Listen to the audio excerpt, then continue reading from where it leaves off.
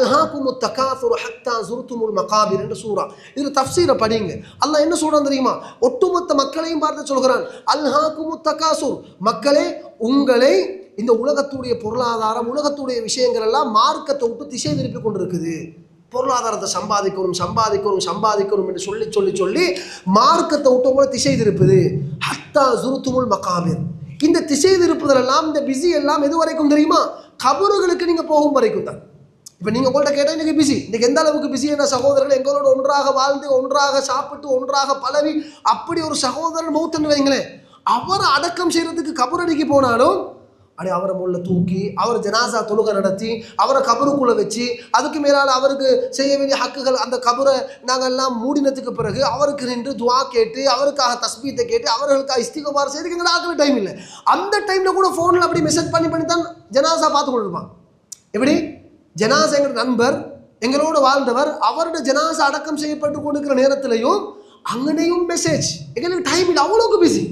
அன்புக்குரிய சகோதரர்களே, அப்போ எங்களோடு ஒன்றாக இருந்த ஒரு சகோதரருடைய ஜனாசாவை அடக்கம் செய்யும் வரைக்கும் ஒரு அரை மணித்தியாலம் எங்களால் நேரத்தை ஒதுக்க முடியாத அளவுக்கு நாங்கள் பிஸி என்றா யோசிச்சுக்கோங்க. எங்களோட அஜல் முடிஞ்சு மலக்குள் மௌத்து வந்து எங்களோட ரூஹை கைப்பற்றினதுக்கு பிறகு உங்களோட காசு வச்ச இடத்துல இருக்கும்.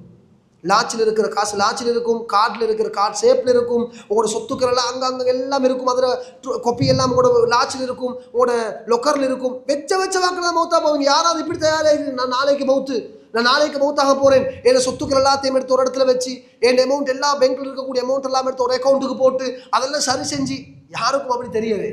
எல்லாரும் திடீரென்று தான் மௌத்தாக போகிறோம். எனவே சகோதரர்களே, திடீரென்று மௌத்து வந்தாலும் நான் தயார், நான் வட்டி கட்டுறதுக்கு இல்லை. நான் மௌத்தா போனோம், என் பிள்ளைகள் யாரும் என்ன வட்டி கட்ட தேவையில்லை, ஃபினான்ஸுக்கு வட்டி கட்ட தேவையில்லை அப்படின்னு நீங்கள் மைண்ட் செட்டை வச்சுக்கொண்டு மௌத்தாகும் சகோதரர்களே. இந்த மெத்தடில் இருக்கணும். இன்றைக்கி பேங்க்கில் போய் இன்றைக்கி அலை மோதுறாங்க, அடகு வைக்கிற இடங்களில் போய் அலை மோதுறாங்க, தங்கத்தை கூட வைக்கிறாங்க, தேவைக்கு எடுக்கிறாங்க, மாதம் வட்டி கட்டுறாங்க. அன்புக்குரிய சகோதரர்களே, அல்லாஹ் உங்களுக்கு ஒரு நியமத்தை தந்து திடீரென்று ஒரு தேவை வந்து அதை வில்லுங்க, அதை விற்பனை செஞ்சு போட்டு உங்களோட வேலையை முடியுங்க. திரும்ப அல்லாஹ் பரக்கத் தந்தான் என்றால் திரும்ப வாங்கி கொடுங்களேன், பிரச்சனை முடிஞ்சாச்சு. எனவே அன்புக்குரிய சகோதரர்களே, நாங்கள் திரும்ப என்ன சொல்கிறோம் என்றால், இந்த சொசைட்டி ஒரு நல்ல முறையில் கட்டி எழுப்புவதற்கு பொருளாதாரமாக முக்கியமானது.